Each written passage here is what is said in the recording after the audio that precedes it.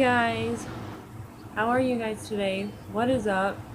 So today I'm going to be talking to you about how to deal, oh my hair, ow, but how to deal with ADHD in kids and adults, and kind of like how it's like to have ADHD, the symptoms, kind of like about people that have ADHD. So I hope that this video will help you if you have a child or you have ADHD yourself. This will kind of help you understand a little more of why we do the things that we do and act out and stuff. So before I start the video, make sure to go smash that like button and subscribe and turn on that bell notification so it notifies you every time I upload. And follow me on all my other channels that I have, and I'll put them in the description below. Make sure to follow me on my social medias, and I'll put them in here, and they'll also be in the description below. And yeah, anyways, let's get on with the video. Alright, so ADHD, it means attention deficit hyperactivity disorder. So it's like ADD, but with the hyperactivity. This is a very common disorder. I think over like 3 million people have it or experience like the symptoms and stuff. You can't like diagnose yourself with ADHD, even though like so like if I give you like some of the signs and stuff and you think, oh my god, like I do have it, and if you haven't been told by a doctor that you have it, then you most likely don't have it. But I would, if you haven't checked in with a doctor, if you like see that you have a lot of these signs, I would make sure to go into a doctor and talk to your doctor about it and see what's going on, if you do have ADHD, or why does this hair like freak out, or if there's like other reasons why. I mean, a lot of these, like, mainly kids do act this way, but you'll be able to tell, I think, a difference. So this is like, treatment can help, like, not be so severe, but there's no cure. Like, so if you have ADHD, you're gonna have ADHD for the rest of your life. So alright, so some signs, there's some for like kids and adults, is interrupting people. I know that I do this a lot. I interrupt people a lot. You talk excessively, so you're like talking like nonstop. You lose things, so like your keys, homework, where you put things, where you put your toys, where you put this, where you put that. Your brain is just scattered brain, and you forget where you put it. You get distracted on unrelated thoughts, and if you see my videos, you know that. I can go to one subject to another that has nothing to do with the original conversation or subject that I was talking about. We are very disorganized, but you can help that on training yourself to be organized. So like use like colored sticky notes for certain things. I use like different colored like binders. I use different colored pens. It also helps like the brain like focus on it instead of thinking or just looking at one plain color and get bored by it. Different colors help me stay focused and stay with it. But that's just me. I mean, everyone could be different. Some are like, some can be very severe. Some can be like, you don't show as many symptoms. It's not as bad. You struggle arriving on time to like activities, work. You're just scattered brained. ADHD kids and adults can be very, very successful. if they put like their mind to it and really like focus and go after what they want. So pretty much like a norm. Okay, we are normal, but like a typical person. Like if you work hard and want to go after something, if not proper treatment, you may have some serious consequences, including school. So like if you're like a kid, so like with school, so like failure, so like not doing the homework, and getting bad grades, family stress, disruptive, depression, job failure, and injuries. And yes, I wrote this down. Like I always say, I need, because to kind of keep me on track. Fails to give close attention to details, or you make like careless mistakes. So like when you're in school or whatever, and like the teacher's teaching, you tend to wander off, not really paying attention, or like keywords that they're saying. So like if they are like doing something for like a test or whatever, you're failing to see or really pay attention to those keywords. You're kind of just like, oh, that's just whatever. So you don't even think it's a big issue. Struggle to follow with instructions. So you don't like rules, but also we crave it. Like that's what we need, is rules and structure. So easily distracted. I am very distracted still. Forget like daily activities. So this one, I think I have more of. This one was like, there were symptoms of, I don't know, I'll put it in here because I can't read the first one. Something interactive, something, but I'll put it in here so you guys can read it. This one is the same word, and I'll put it in here. Hyperactivity, impulsive. And this is what I think I have, because as you can see, one of the signs is fidget with hands or feet, or squirms in chair, and I always like have to be using my hands or playing with my hands, and I'm very like impulsive, like you act without thinking, and that's what got me in a lot of trouble when I was a kid and a teenager and an adult. I'm not as bad as I was now that I'm an adult and learned to somehow like manage these things, but I still like fidget with my hands. Difficultly, I don't know if I'm saying that right. I'm not, I'm sorry.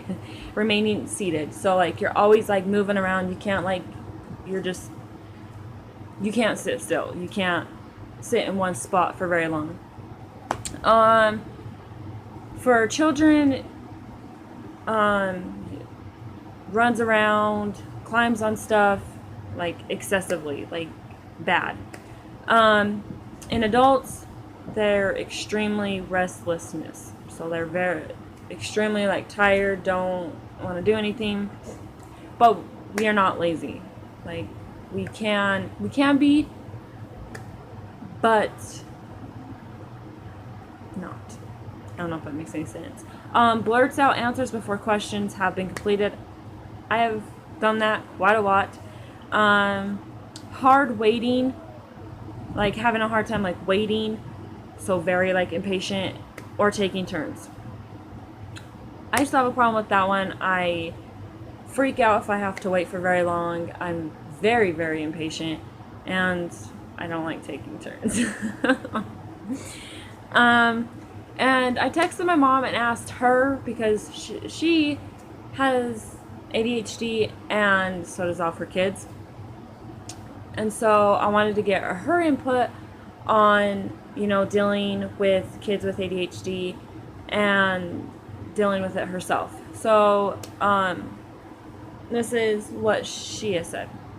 So it's not always the kids' fault all the time.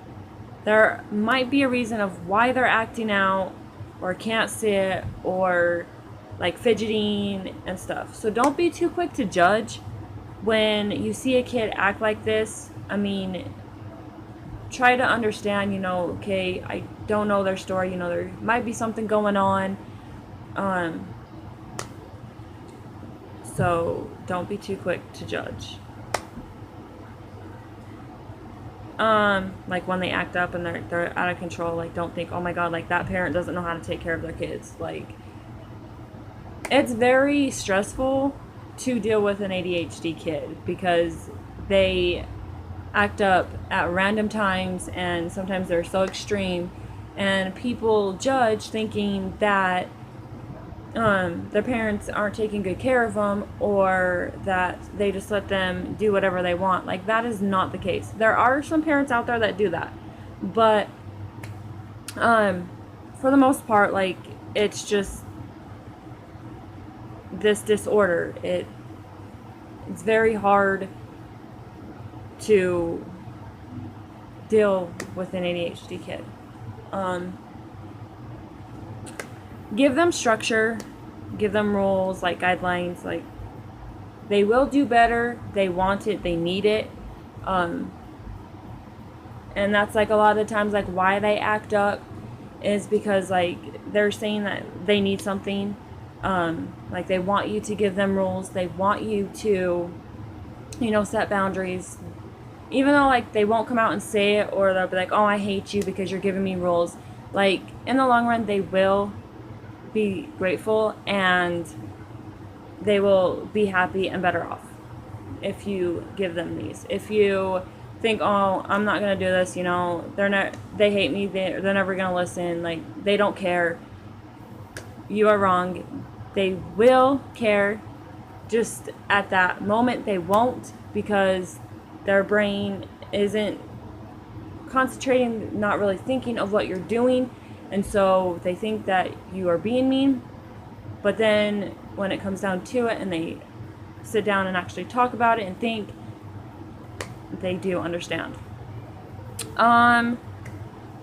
They are not always out of control. So we are not, like, always acting up or screaming or fidgeting or anything like that. You just never know, like, what the situation is of when they're not going to act up. And I would highly suggest, when they do act up, you're not going to get any answers by yelling at them. That is the worst thing, at least for me. Like, if I'm acting up and they're sitting there screaming at me, they are not going to get my attention. I'm just going to act up even more. I would, like, go talk to them calmly. Like, show them love, show them, okay, I understand that, you're freaking out, like, what's going on, like, what can I help you with? Like, talk to them calmly, just like with any person that acts out. I mean, if you talk to someone calmly, you're gonna get farther. If you're screaming at them and be like, oh, you're such a bad kid, I can't handle you, blah, blah, blah, and just screaming at them saying that, well, this is, if you want to act out, you wouldn't be doing this. Like, don't make them feel bad for acting out, because a lot of times they can't control it. So just talk to them calmly and figure out, like, what's wrong. ADHD kids are very, very talented. They're extremely good kids. They are one of the smartest kids out there. They, like, when you put your mind to it, like, for me, I can remember phone numbers like that. Like, I can look at a phone number and memorize it. I memorize things a lot more. I think I'll have to double check with my mom. Mom, if you're watching this, comment down below and tell me if you remember the age that I was when I started remembering, like, phone numbers, like, off the top of my head. I really think I was about 10 or 11, but I'm not 100% sure. So yeah, we're very talented, very smart. All we need is praise and encouragement. So, I mean, like I said, don't